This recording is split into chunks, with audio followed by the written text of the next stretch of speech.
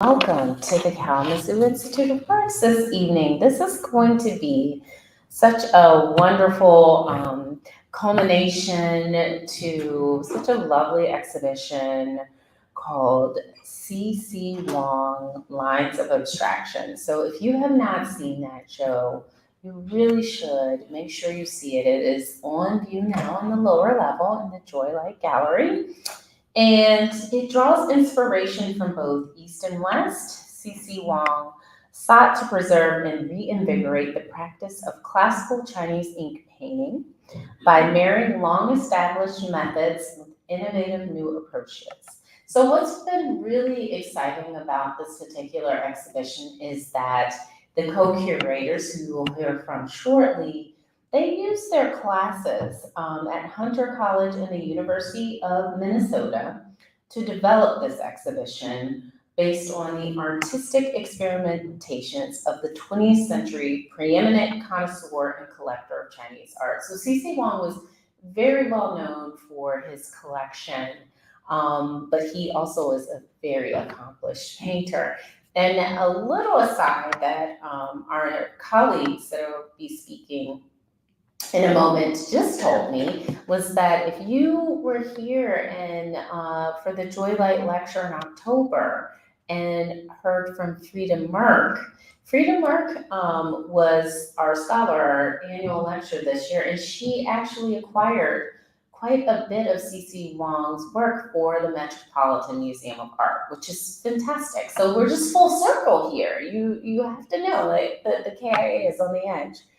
So, but I'm not going to talk that much longer, but I do have to introduce you to Wen-shing and Dr. Wen-shing and Dr. Daniel and Greenberg, who are phenomenal, and I'm really excited to introduce them to you. Dr. Zhao specializes in the art of China and Inner Asia and holds a BA in art history from the University of Chicago and an MA and PhD in the history of art from the University of California, Berkeley. Her 2018 book, Mount Wutai, Visions of a Sacred Buddhist Mountain, which is through the Princeton University Press, won an honorable mention for the Joseph Levinson Prize for China pre-1900 from the Association for Asian Study. Zhao's research has been supported by the Shen Qing Kao Foundation, sorry if that pronunciation, Scholar Grant, the Mellon Fellowship, and membership in the Institute for Advanced Study at Princeton, the Idelson Fellowship at the Center for Advanced Study in the Visual Arts at the National Gallery of Art in Washington, D.C., and the Metropolitan Center for Far Eastern Art Studies in Kyoto. Her articles have appeared in the Art Bulletin, the Journal of Asian Studies, the Journal of the International Association of Tibetan Studies, and the Archives of Asian Art. Dr. Daniel Greenberg earned a degree in biology and worked as an ornithologist. We didn't talk about that. This is really exciting. Following undergraduate school, he went to China with the Peace Corps as an environmental education volunteer. And during that time, he became particularly interested in Chinese art and culture. And from there, he received a graduate certificate in contemporary Chinese art at the Johns Hopkins Nanjing Center, a master's from the National Taiwan University, and a PhD in history of art from Yale. With a specialty in early modern China and its relationship to Europe and neighboring countries such as Tibet, Mongolia, and Japan, Dr. Greenberg analyzes the artistic and cultural exchange in the early modern era, a lively time in Chinese history. At the university, he will be teaching about how the exchange of ideas occurs between China and the rest of the world. And before I invite them to come up and do their presentations, they will both do some individual presentations, and then we'll have a Q&A directly after. I must ask you, please silence your cell phones if you haven't already. And while you're doing that, or after you're doing that, let's welcome our guests this evening with a round of applause like only we can here in Kalamazoo.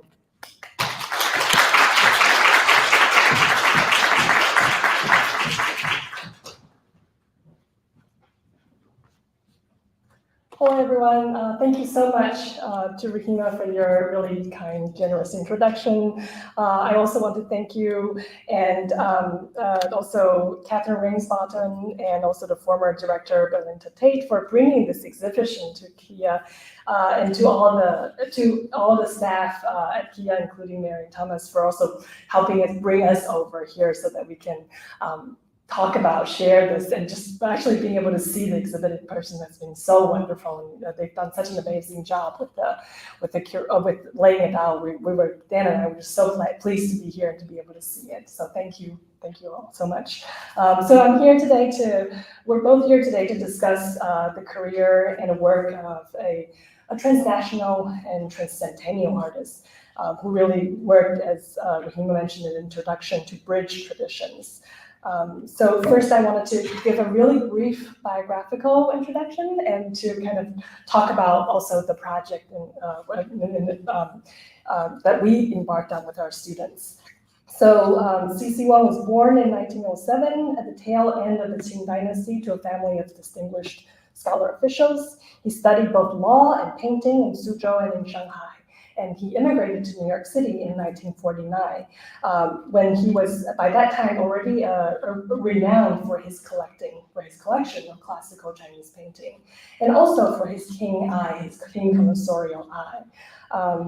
And so by the time that he had arrived in New York, he was also actually already a very distinguished ink painter, having studied with one of the most successful painters of Republican Shanghai, named Wu Fan, and having also taught painting in Shanghai. But the art scene in New York in the 1950s was unequipped with a framework to understand and to appreciate CC's art.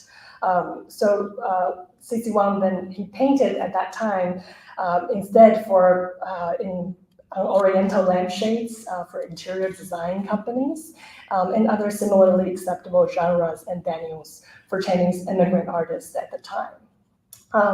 And at the same time that he was trying to make a living through these different means, he also started almost instantaneously when he came to the U.S.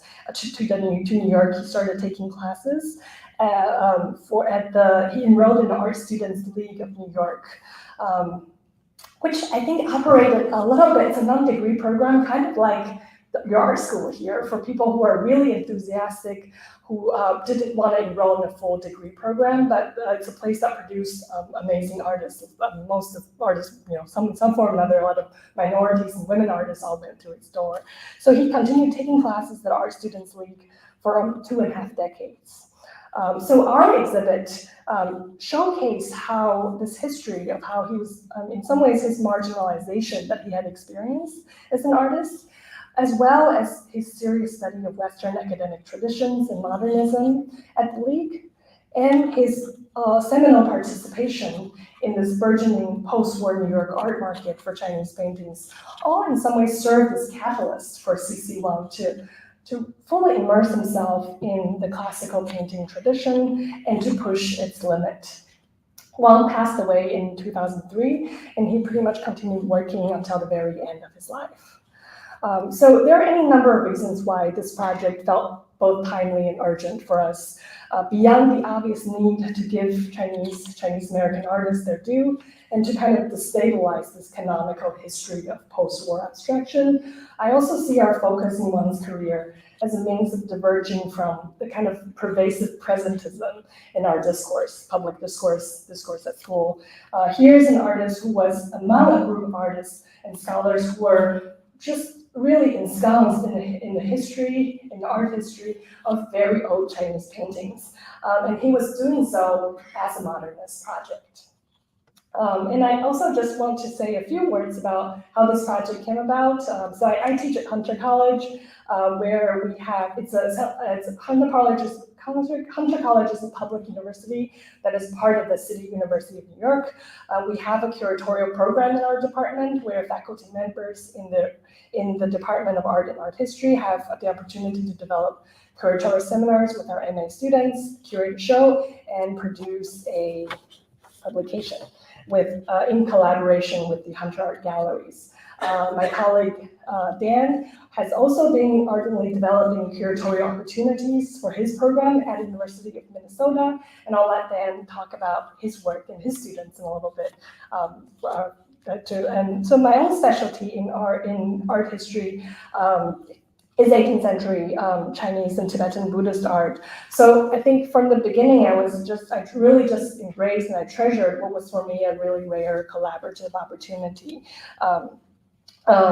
to study the career of an artist, not only through their art, what remains, but through the insights of former students, family, friends, colleagues, and in the process also to make connections, and we really became friends and very made a lot of this is a learning experience, but also cultivated kind of community, really community building project for us. We've made friends with many blenders and supporters of the exhibits, including CC Wang's daughter, Yanku King, grandson Ray King, Arnold Chang, who spoke to you all last night, Kathy Yang, Shao Wang, Fu Qiumeng, and Mr. Zhao Barong, to name a few.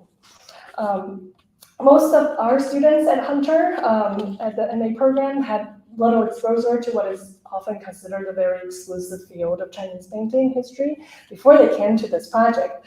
But they brought with them just a wealth of experience and expertise that made this exhibit a place for a conversation, outside of that circle, especially. And so while I implemented the curatorial seminar at Hunter, Dan designed his own undergraduate curatorial seminar at Minnesota.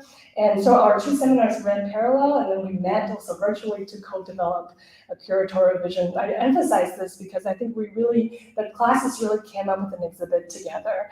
And so together with our students, we decided in the end to focus our attention on CC's little-known experimentations, which the students really saw as a profound engagement with tradition, and just as his unstoppable curiosity over the span of 7 decades.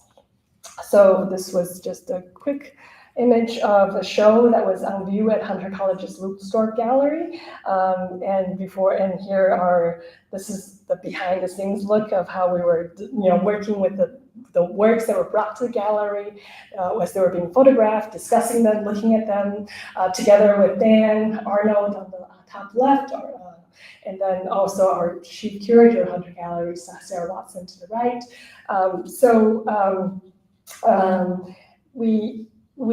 This is all sort of thing that also culminated now in, the exhibit that's now on view downstairs.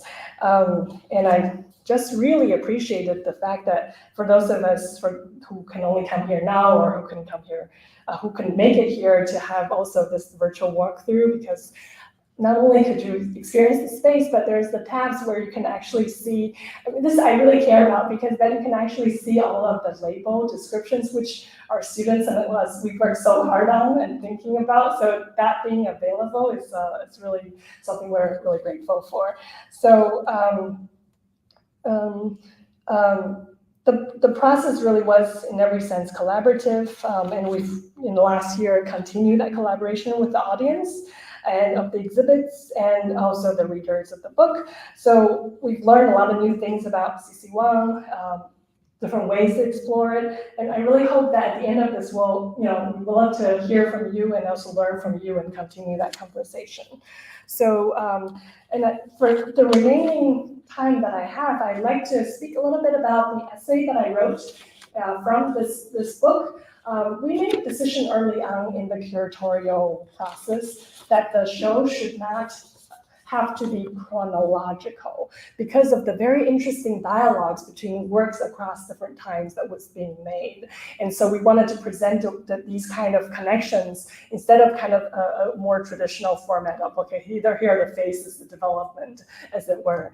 So for me, in terms of thinking about how to contribute to the book and what the book does in accompanying to the exhibit, I felt that we needed a kind of a roughly chronological introduction of kind of his trajectory trajectory of his career, which itself is a story that should be told. And so that's what I will kind of sketch over today with you in the time that I have. I begin with this small quote from CC. It reads, if you really want to grasp the true essence of brushwork, you must experience with the brush yourself. Why is it that I can discern a work by Nizan by seeing one corner of the painting by him? Because I have already immersed myself in his works and have practiced with my own hands many hundreds of times. I'm familiar with every twist and turn of his wrist and the rhythm and motion of its increasing or decreasing pressure. So this quote comes from a much longer quote from this conversation between Wang and the art historian Joan Stanley Baker, in which Wang explains that his familiarity with Nizan, who was one of the most revered literati painters,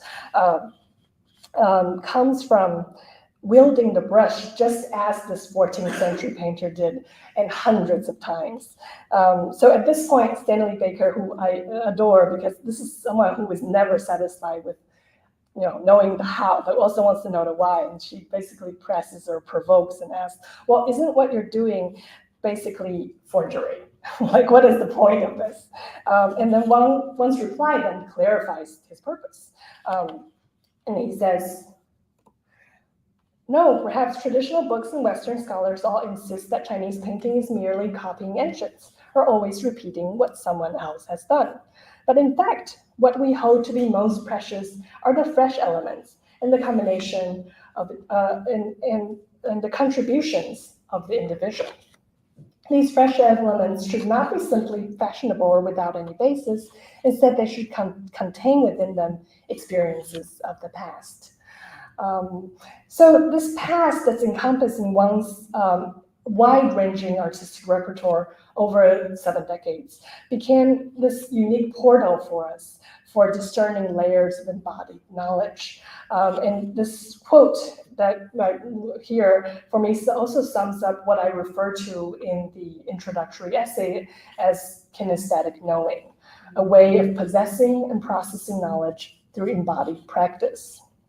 And this also, for me, can be seen, this kinesthetic knowing can be seen as a through line across Wang's various experimentations, beginning with the practice of copying old paintings, emulating the style of prior masters during his formative years in Shanghai in the 1930s and 40s, and continuing through inventive explorations of medium and materiality, and then the recovery of order, partly through chance methods of mark making.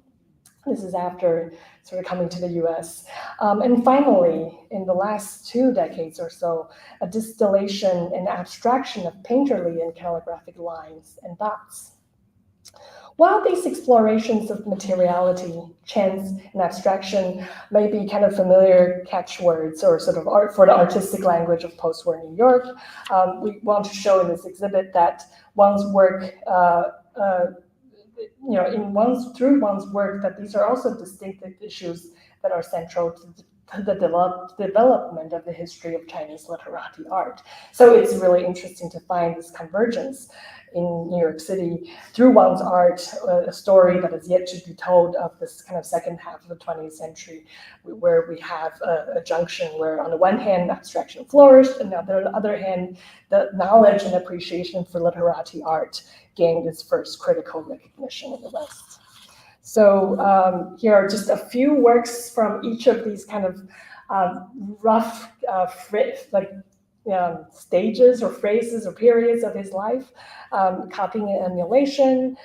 So like painters before him, Wang adhered to the practice of copying and emulation as a necessary foundation for developing one's own, he calls, singing voice. This is his, I think, favorite analogy to the literati notion of expressive brushwork. And this act of copying and emulation becomes means of a dialogue with a lineage of past painters. So in this work from the 1940s, Wang took Here, this is the painting you see in the exhibit.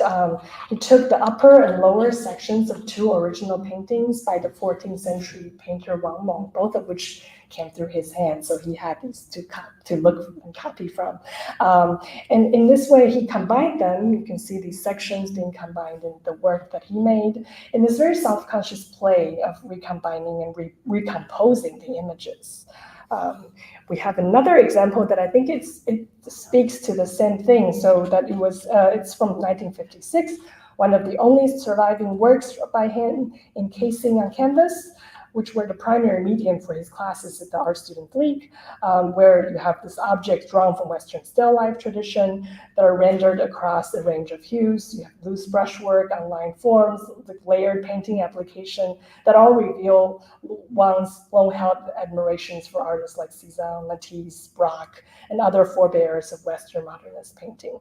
So Wang didn't end up pursuing the genre of still life. We don't see any of these works other than this one and maybe a few other copies that are around. I've been getting inquiries from people who then read and saw this, and it's been shoring up. Interestingly, there was no interest in this obviously before this. So so even though he didn't pursue this at the medium material or the format or the genre, he really drew from his studies of Western art, I think, with the same spirit of emulation as he approached Chinese artists of each period and specialty to kind of identify their distinct achievements and kind of what he can learn from them. Wang's embrace of abstraction and experimentation in the 1960s, after he came to the US, has often been aptly so characterized as possible due to his move abroad and his direct exposure to contemporary artists working in post-war New York. But what hasn't been emphasized, and what I want to bring up here, is his abiding interest in exploring the interactive materiality of paper, ink, and brush in paintings by old masters. If you look through his notebooks and things he write about, you see how detailedly he talks about his observations. I don't know how he knows, but looking at a 12th century painting by Xia Gui, he said, this paper was pre-sprayed with an adhesive so that we can make the paper less absorbent, and that would make it a special effect of a texture of brushstroke here. And elsewhere he would say, this painting was done and this is silk rather than on paper, which makes this difference. He was making these observations about the materiality of any one of these things. And he was talking about how, and then he would talk about how certain artists like Fan Quan was using a brush that was so worn out of a particular, he knew the size, the width, and the length to kind of create the dot that he was making. So I think this kind of sensitivity he had to the precise conditions and qualities of ink and brush and painting, even though really I think the way that people have read it is like, well, he needed to do that to authenticate works. But at the same time, it's his keen awareness, which is also conveyed by, I think, his keen awareness, I think, also conveyed how much he internalized the process of materiality through not only looking, but also by doing. I think those are the things you can really think about as a practitioner. So one of his, just show you one example of his very earliest investigations was this untitled painting made in the year of the ox in 1961, really early for his abstraction. The painting is unusual for this kind of elongated format, combination of pink, black, white hues, prompting one to one. I talked to actually a few conservators trying to figure out where's the ox blood in this. We couldn't do this without extensive testing. So we don't know what is, if something was mixed with ox blood, or if this title simply could have referred to this trendy ox blood glaze that was popular among New York collectors of Chinese ceramics. The pigments and varied translucency allow the brushstroke of varying sizes and wetness to be visible. But in this abstract work, the only sort of decipherable forms are those made using this black and white brushstrokes, which are, for me, reminiscent of Chinese talismanic writing. So much of Wang's preoccupation beginning in the 1960s lay in exploring the dialogic relationship between chance and control, brushwork and surface texture created without brush, and also abstraction of form and the sort of monumentality of landscape representation. So Wang's quest, and we'll hear more from Dan later on, but this quest for good brushwork done without brush is nowhere more evident than in his 1985 homage to Fan Quan. Though this is not a direct copy, the towering mountain and waterfall, and this is the Fan Quan, the original by Fan Quan, the towering mountain and waterfall in the distance and a set of hills in the foreground visibly evokes this painting by Fan Quan called Travelers Amid Mountains and Streams, which is basically the icon of Northern Song monumental landscape painting. So here Wang replaces Fan Quan's signature brush method, 寸法, which later became known as raindrop method, with ink impressions from a roller wrapped in crumpled inked paper that are then layered with dry and wet lines and ink washes to bring out the contour, the vegetation, and the forms of the mountain. Wang's imitation of Fan Quan's brush method without the use of a brush displays an ingenious acknowledgement, a kind of nod, to the defining accomplishment of this Travelers Amid Mountain Streams, this painting by Fan Quan.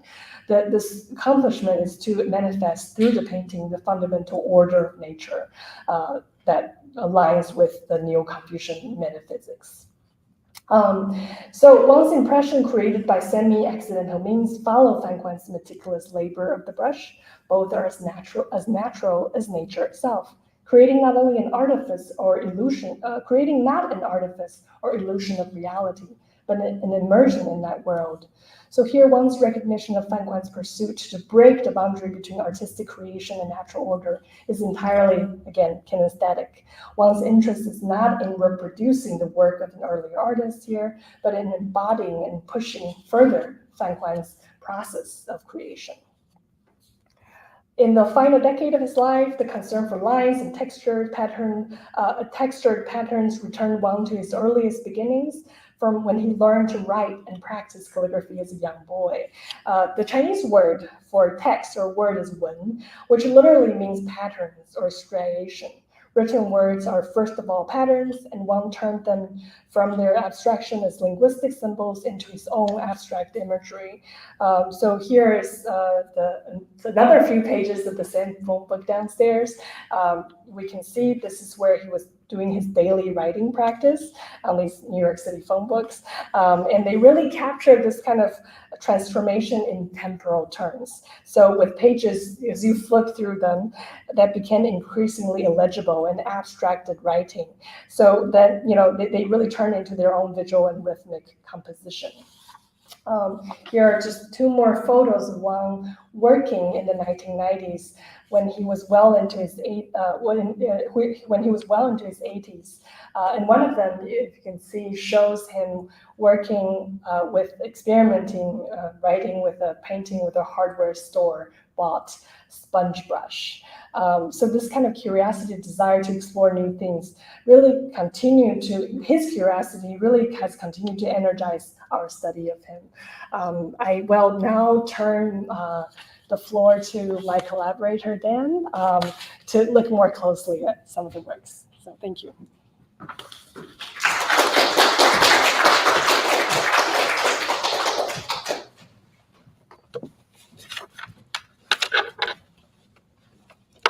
Thanks so much, Wen-shing, and it's wonderful to see all of you here today. Thank you all for having me here, and thanks again to former director Belinda Tate and to Rahima Barber, Catherine Ransbottom, and Miriam Thomas for all of their help in making us feel really welcome here.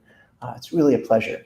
Wen-shing has done such a great job already of introducing so many aspects of this project and what brought her and her students to this. I can say also for myself, when I returned from Peace Corps and was trying to plot a way forward, how I could get myself to study beautiful things like this all the time, I went to Macabre Books in Princeton, and one of the only books they had on Chinese art was Jerome Silbergeld's book on C.C. Wang. It was the first book I picked up, and I was immediately taken with it. And so much so that I spoke to Professor Silbergeld to try to see what I could, if I could chart a path forward in this field. And he was very encouraging. So in some ways, C.C. Wang started for real my career towards becoming a professor where I am now. And I'm so privileged. I have two things. One, your introduction, Rahima, was beautiful, but a little overgenerous because I never actually received my MA from Taiwan University. I only spent 3 years there, not 5. So in case they're policing online, I don't want it to go unsaid. I don't want them to revoke my, but yeah, I would never.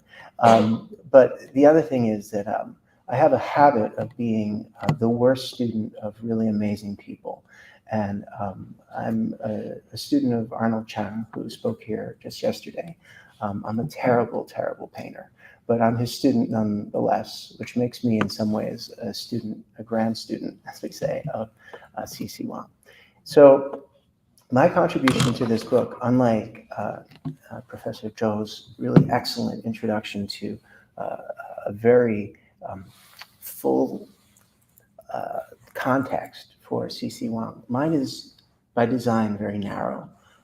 My essay was a challenge that I set for myself, which is similar to a challenge I set for my students, which is the way that I learned how to approach bimo or bifa, this brushwork question, which is the way that C.C. Wang himself describes how one should appreciate paintings, which is a very close looking, much closer than you see here.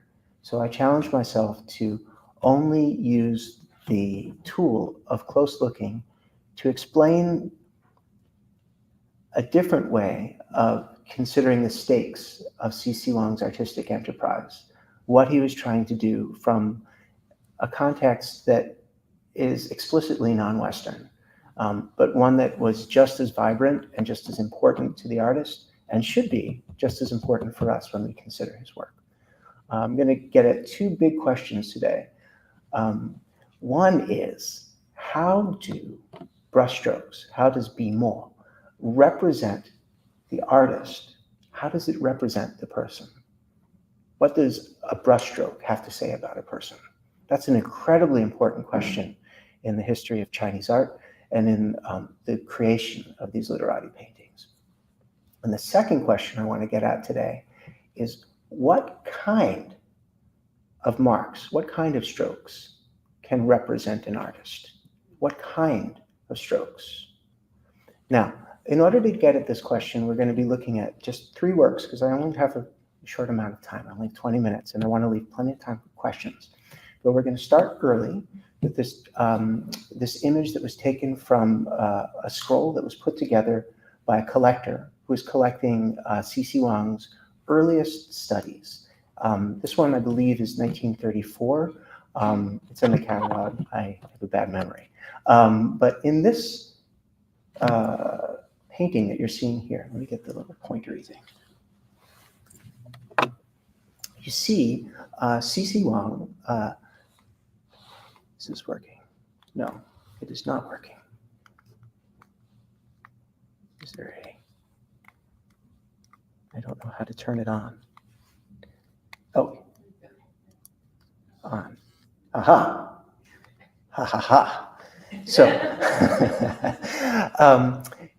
C.C. Wang is explicitly copying a work by the 16th century literatist Dong Qichang, who is himself copying 2 painters, Li Tang and Zhao Gan. In this painting, the inscription here is C.C. Wang copying the inscription on a Dong Qichang painting. This Dong Qichang painting is lost to us. It's something that he probably saw in the collection of his teacher or somewhere else in Shanghai. We don't know it. But he's copying the calligraphy of Dong Qichang as well as just the content of it. And then you can see over here, we have C.C. Wang's inscription in his own style. Now, if we're to look more carefully at just, if you go downstairs and look at this, we're going to be looking at a section that's yay big. It's really small. But my point with my lecture today is to encourage you to look at this level. This is the level of engagement that traditional Chinese painters want you to engage. So we're going to zoom all the way in here. And at this level, even kind of pixelated because of enlargement problems on this gigantic screen, made like hundreds of times bigger than this tiny thing should be, but that's the way it's got to be. I want you to think about what the process of mark making is saying about C.C. Wang at this very early part of his career, his 20s. I want you to think about what it means for him to copy the 16th century master and what this painting is saying about him. If we look carefully, and I'll just walk you through it like you're my students, we can see that there's a range of strokes that are used here. Imagine they're not fuzzy. We see him experimenting, or not experimenting really, him really showing a mastery of these modes of mark making that were taken directly from Dong Qichang's work. We have wet, dark dotting here. This is the brush, just the tip of it is used to create these very dense and wet strokes around that tree, but also the same kind of wet ink is used for these lighter trees here, and also for this mountainside here. There's a mastery of ink that is necessary to be able to apply these with precision and get that effect. And even as we see him showing really his mastery over ink tonality, over the consistency of the ink, you can see him showing that with the wet areas, but also the dry areas here. This dark, this scratchy stroke up here that extends to create this mountain ridge is created by using a brush that's held obliquely, and it's both dry and loaded with very light ink, and dragging that across the surface to create that effect. Think about how this work of art showcased that this young man was a master of this 16th century master's work. Think about how this painting showed that C.C. Wang was able to create works that engaged with the past, that engaged with traditional Chinese art history, and that he could make works of his own that weren't necessarily complete copies. So this was showcasing that he was both knowledgeable about the past, but also it was more than just a kind of knowing. It was this kinesthetic knowing that Professor Chou talks about. He could not only know about the past, he could reproduce it in ways that were that showcase that. Now, this mode of copying and creating new things from the past would have been something not surprising for a young artist to do in the early 20th century, in the early 19th century, 18th century. This is how one became a master and became able to create one's works of their own. It was by doing this kind of prep work. But what is surprising for C.C. Wang, and what's interesting for our discussion today, is that C.C. was really interested in how he could bring new kinds of mark making, new kinds of creation processes into Chinese art that would still have a dialogue with the past, that would still be connected to the past, that would be uniquely modern, uniquely of the 20th century, and appropriate to express himself as a person, as a Chinese person living in New York in the 20th century. How do you make this process not just something that's, it's hidebound, not something that just is a copy of the past? How do you make it truly innovative? Well, if we look at, again, a tiny section of this scroll, we can see that he has loaded up should I go back? He's loaded up a paint roller with crinkled paper on the outside. So you're imagining a roller and crinkled paper, and then you just put a little ink on the tops of the crinkles and you roll it over the surface. And what that does is it creates an almost printed pattern.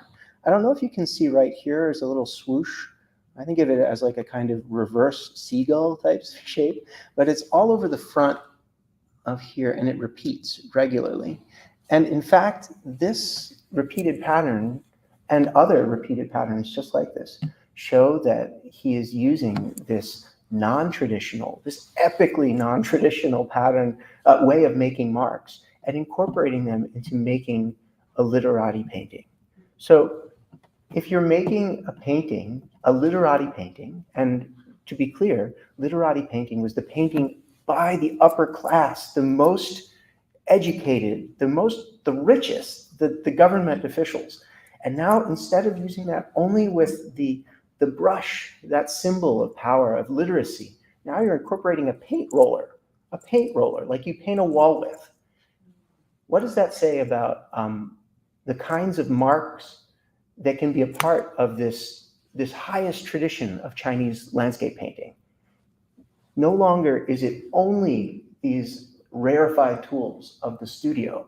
Now it's, who knows what it is? Here it's this paint roller. Sometimes it's paper that he's crumpled and dabbed on the surface.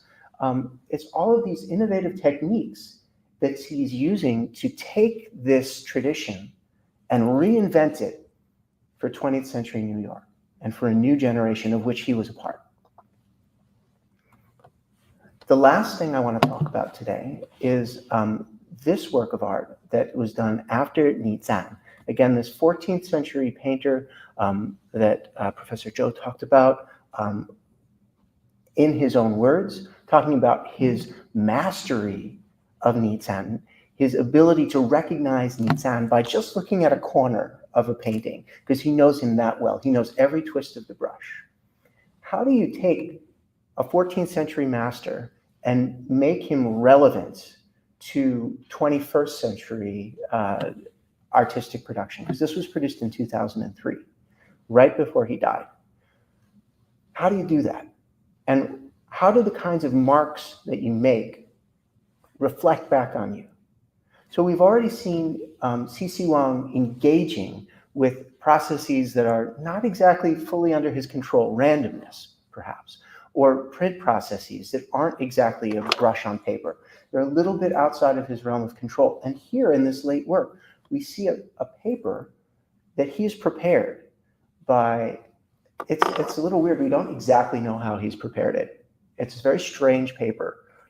But do you see in the paper, there are these sort of like waves of inky, dotty something happening.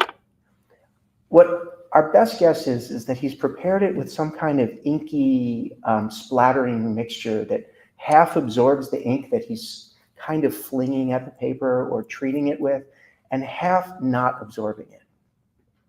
So as opposed to that first painting we saw in 1934, where you can see every brushstroke clearly, now we have C.C. Wang using a paper and then treating that paper, putting marks on that paper, remember, that will not accept his literati brushstroke in the same way that a perfect piece of Shren paper will. So if we look closely at a piece, and actually like a little vignette that is a little bit similar to the one we saw in 1934, we can see, and this one is fuzzy even in the book because it has to do with the quality of the paper itself. The randomness of the matrix of the paper itself, the randomness of this first layer that he's applied, and the randomness of his hand, his ink being picked up not exactly according to his plan. The paper takes a hand as well. The paper guides what is able to be seen as well. All of these things work together to create a landscape that evokes this 14th century master, that has the dryness that Ni Zan has, it has the composition that Ni Zan has, but at the same time, doesn't look like a Ni Zan anymore. It looks like something that only C.C. Wang could do. It's a piece that is of the 21st century, but a piece that looks directly back to a 14th century prototype.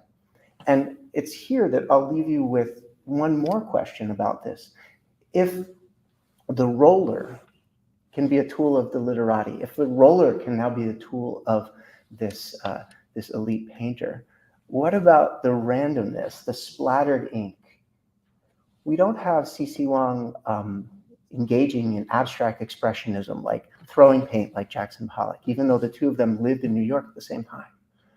Is there a way for a Chinese artist to incorporate random processes, accidents of the creation process, into a traditional landscape in a way that resonates with Chinese tradition, in a way that's organic? I think that the answer is yes. And I think that this painting shows that the randomness of that first layer, of that matrix, as much as the brushstrokes of the second layer, are representative of the artist that created them. I think that both pieces here, both this sort of static and the land that rises from the static, are emblematic of C.C. Wang as a scholar, as a connoisseur, as an artist, and as a thoroughly modern man of the 20th and 21st century, living between China and living in New York at this. And so all of these things together, I think, make it important for us to look carefully at this very small level so that we can truly see C.C. Wang. Thanks.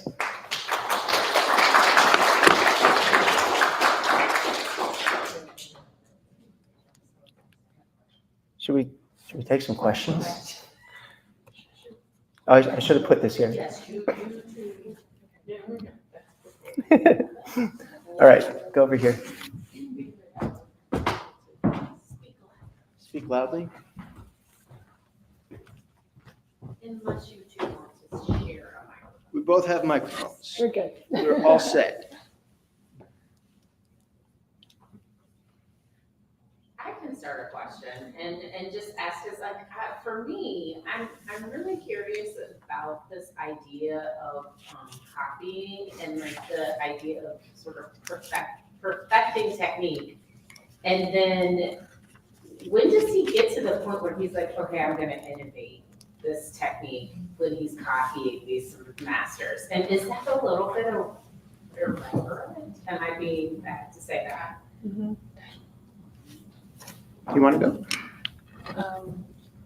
Sure. Are you reverend being innovating or copying? Here. Oh, Who's here. this guy? I'll I'm get that not- one on. Here. Oh, here, No, okay. I'll get it on. Okay. You do that first. I think there's I think the way we've been looking at it, it seems like it was, there was a moment of transition when he moved to the US where he realized that people were just not going to understand what he's doing when he takes an older painting, make a kind of emulative copy of it, or a copy, or a kind of that wasn't going to somehow, that there was really, never mind market, there's like another audience for it. And I think that's at a moment when he decided, what could he do to continue this tradition? I don't know that he would put it in those words, but that's how I'm sort of seeing, how could we continue, and this is a moment of peril too. There was the war going on. It was very, and after the founding of New China, a lot of artists, because if they couldn't be involved with art that was listed for the help of the state, most notably socialist realism styles, they couldn't work in their style. So there was a real sense, I think, when CC was in the US, of like, what is the future of traditional literati or just ink painting? Yep. Where is it going to go? So I think there's a sense of peril, there's a sense of preservation, all of that, and faces the audience. How can we continue what we do, but do it in a language that can be understood? Sort of what Dan was really discussing, ending with this work. So I think there was a moment of transition that led him to do his own work. But at the same time, it's important to point out, as much as I want to kind of chart, we have this tendency to want to chart developments. I mean, it's hopeless, and it's I think for CC, it's very important to note that he was all throughout his career simultaneously still making copies as he was making things that were completely new and teaching students how to make copies. And I think Arno must have really driven this home. So it was not for him this either or question or when am I going to be mature enough to do this or that. It was all simultaneous and all up until the very end. This emulative, I mean, there's a lot of things going on here. I actually talked to his daughter was the one who for years, and this is another story that needs to be told, prepared his surfaces for him. So this kind of process she knew very well because she was being asked to prepare these surfaces.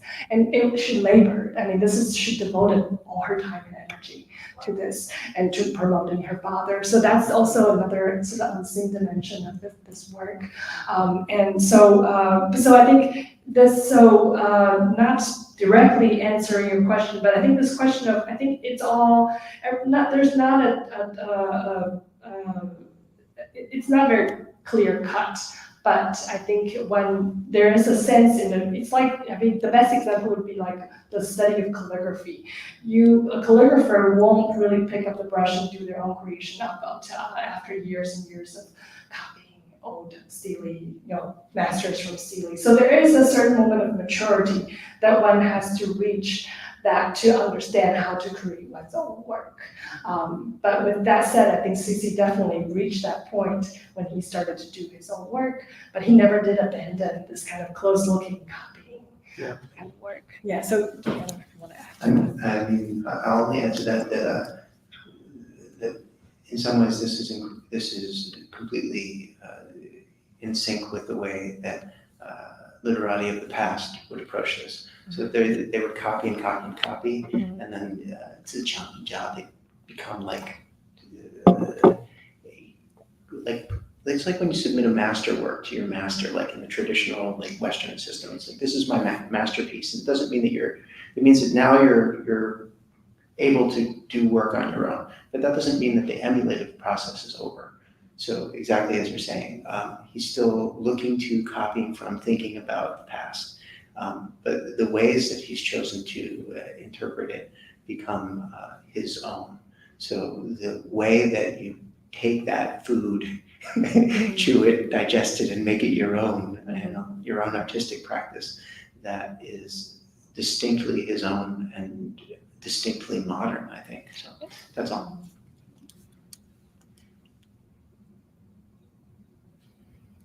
I have a question.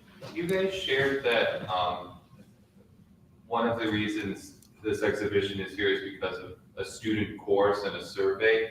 How many choices, I guess, were student driven? Like, was selecting CC Wang himself your direction, or how much was student and teacher? I still remember the time that the two of us met. I think it was the very first time we met. Yeah. And we talked about how we both wanted to do this project, and that's why it started. For me, first, I think Dan explained his kind of connection via lineage, right, to CC. And I mean, he is a really prominent figure in the field of Chinese history, Chinese art history period. For me, the connection is very close as well. He lived for most of his life in New York in a post-war building adjacent to Hunter College that I walked by every day. All the people before me, the last generation of Chinese art historians, they would be taken, they would live, sometimes they would stay there, if they visit New York, he opened his homes to all of them, his students, but also students of Chinese art history. I was a little younger to kind of miss that, but anybody who's just a few years, just a decade older than me, remember visiting, seeing paintings, learning from him.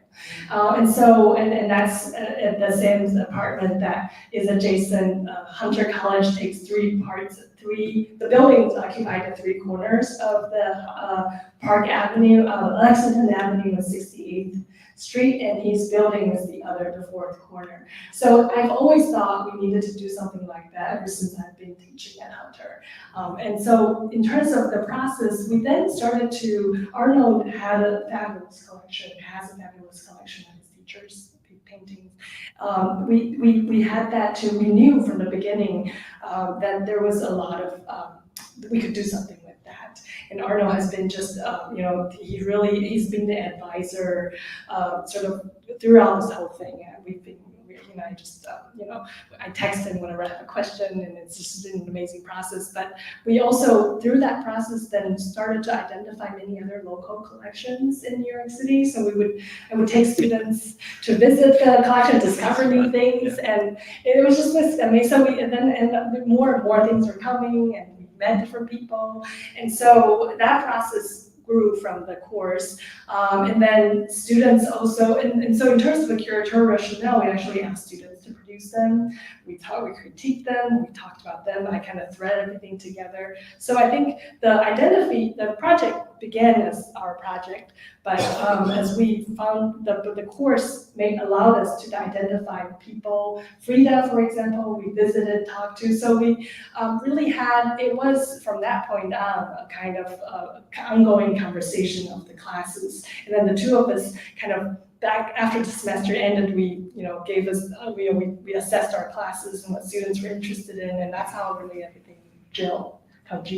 Yeah. So,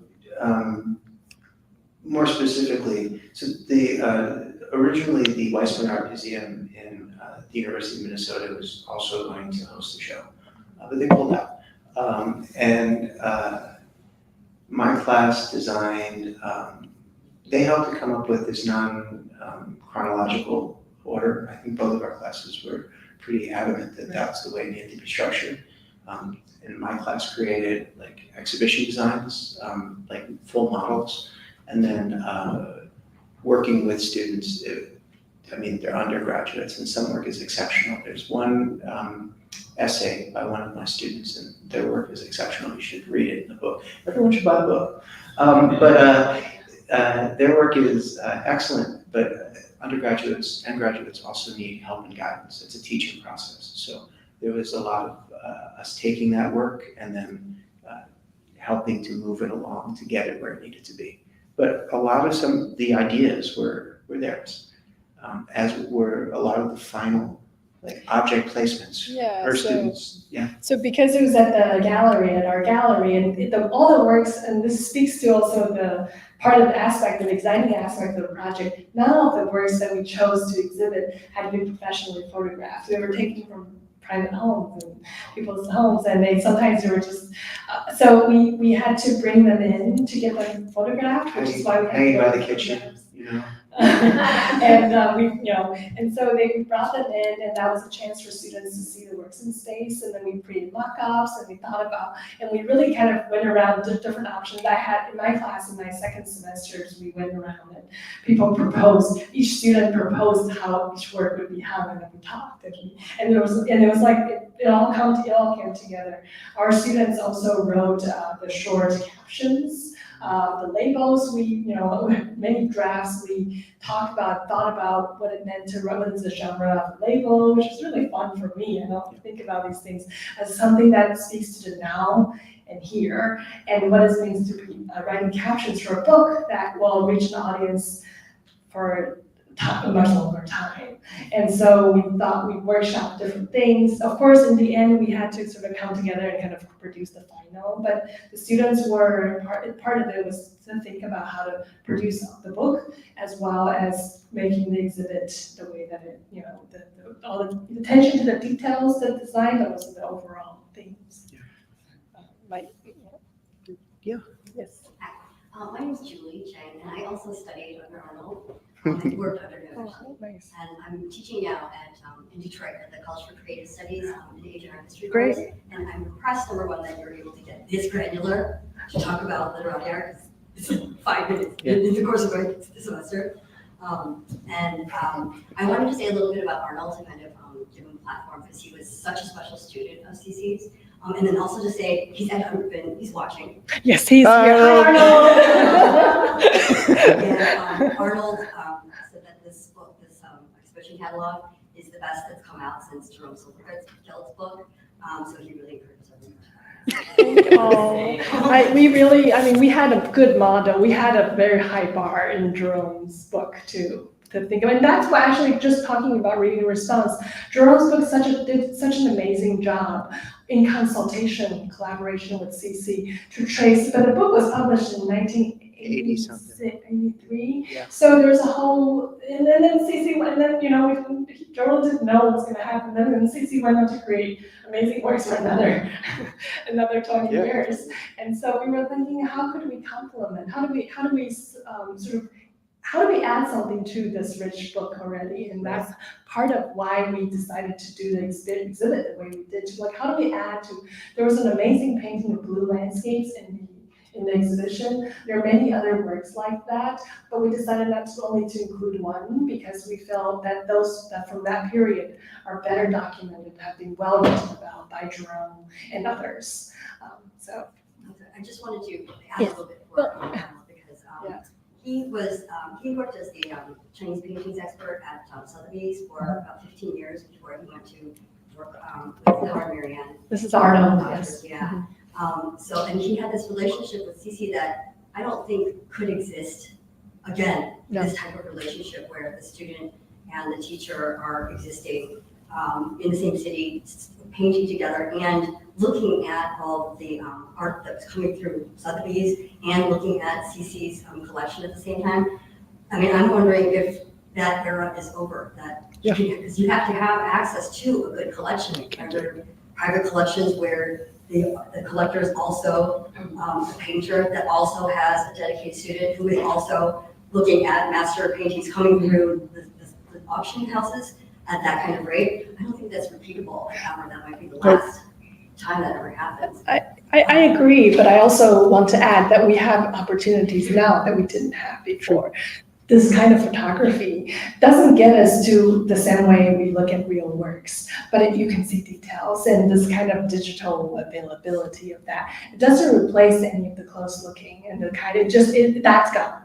But at the same time, we have a different kind of access for those who I are just have to interested. say that Yeah. we used to joke that the scholars all learn the paintings from the books, but don't ever get to see the real paintings and what a difference there is with that. And they do have amazing reproductions at real size now, but it's still not. No. It's not the same, and I think I think that's part of why we were also so attracted to this project, to have Arnold's kind of guidance as someone who is trained as an art historian, as an artist. I think he understood this kind of unique practice of CC Wang that was, certainly we had many other period people, who were also painters from the generation who were well-known connoisseurs, but I think. Yeah, but the other thing is that even for Arnold, he, if I'm addressing him, sure, he saw some of these later parts of CC's practice, the abstract calligraphy, and works that were not within the landscape tradition. And I hope that our consideration of them and our reframing of them and our work on them has shed new light on them and integrated them into CC Wang's greater output. Because this is exactly what you were speaking of. Because Jerome Silvergill did such an amazing job with the landscape paintings, but this exhibition is really about folding works, not only later period that are literati paintings or paintings of landscapes, but also these other works that were seen as on the edge or not part of the main thrust of his career, and trying to show how they also represent explorations that were important to him. So my student wrote about the connection between these abstract calligraphies and graffiti art, trying to incorporate ways of thinking about artistic production that may have been relevant to CC's life in New York. And so I hope that these other viewpoints, these additional ways of thinking will add something to CC Wang studies. This is the first book in such a thing. Yeah, he really was so original, innovative in a way that hadn't been recognized in these works. And this is why we were discovering these works in people's homes, not only because we wanted to include those in the exhibition because they hadn't been seen. There's a reason why they hadn't been seen, is that they are not, there hasn't been a kind of, people haven't seen them. People haven't wanted them, and the work here on the right, I don't have a detail of it in the presentation. So I talked about how in the 1950s, the New York art world had no ability to grasp what he was doing. That's all well and fine. We, see like literati painting, we don't understand. New York now, the people who are in the know, who are literati artists, specialists, still couldn't appreciate the works by CC that were done in the 1990s and 200 that really pushed that limit. And so there's a kind of interesting, he had a niche group of people who really knew what he was doing and could appreciate just how wonderful a painter he was, how skillful a painter he was. But when he went outside of that tradition, it threw people off and they couldn't. So that's why we were like, oh, these were really interesting, and we do see a continuation, and we do see him pushing limits. Exactly. And we talked to the collector who was painting on the right, and Mr. Zhao Baron, and he said, he went to his studio one day, he saw he liked that painting, and CC says, oh, nobody else understands it. Nobody gets it. And so that's how that came into that collection. So I think that was really fun to kind of chart a new, fuller, dimensions. Yeah. Yes. I do art, sort of as an undergraduate art history major, but, I just appreciate art. And this exhibit just blew my mind. And I think that you're talking about a lot of this being in private, people's homes. But you really have to me, I always go for an exhibit of one artist and over a period of time. And I understood that this was late work, and that even blew my mind because it's very delicate, and it just took you through a landscape of the colors are so subtle, except for that back wall, which made me crazy because I did watercolor, and this was just to go from one to the other. I mean, I could have done that for hours. But otherwise, all the blacks, grays, so many grays, so many shades, but so different. And you really got it. I got him. I never heard of him before. Nice. And I loved it. And I was up close looking, just like you are. You've been. But I appreciate the additional information about preparing the paper. I mean, I would have, with a roller. I mean, I imagine a roller like a printmaker's roller, like a very firm piece of rubber. Did he do printmaking as well? He did. So this is where the stories become sort of apocryphal. We have people saying that they've seen that, or we have photos of him using that sponge brush. But some elements of this process are, Well, the thing is, Arnold will attest to this. He withheld this from the students. He wouldn't tell. He wouldn't show it to them, not because it's a secret he didn't want them to learn, but because he had talk about reverence. You were brought up. He held such esteem traditional brushwork. He thought students really ought to find their own path through the studying of traditional skills, and that they weren't going to get anywhere by copying his innovations. And this was pedagogically very central to him. He was actually one of the founders of the art department at what is now Hong Kong Chinese University. And so pedagogically, he was in the Chinese painting department, and he really stuck to teaching only the traditional techniques through old masters' works. While on the side, he was doing all these crazy things and experimenting and having a great time. But he didn't want to influence. He didn't want that to be influencing his students, which is why we don't know how it's done, because nobody saw it. And to follow up on that with an example that's in the show, there is a book of teaching paintings. It's open to the page of Nitzan. Again, Nitzan. He could work in a lot of styles, but we chose Nitzan because he's, for consistency, make it easy. But there's a book down there that was executed for one of his students, a very generous donor, lender to this exhibition, that shows his interpretation of how to make rocks like Nitzan makes rocks.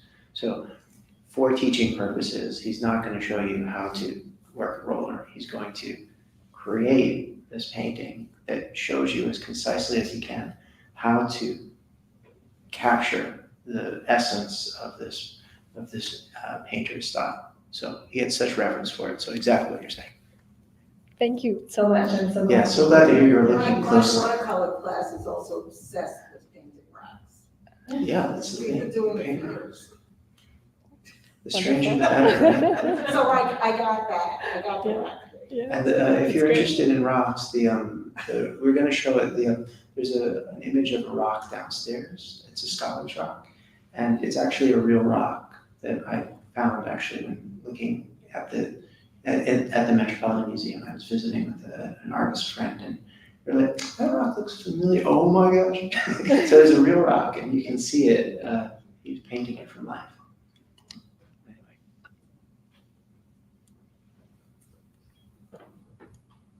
Are we done? Thank you so much. Thank you so much.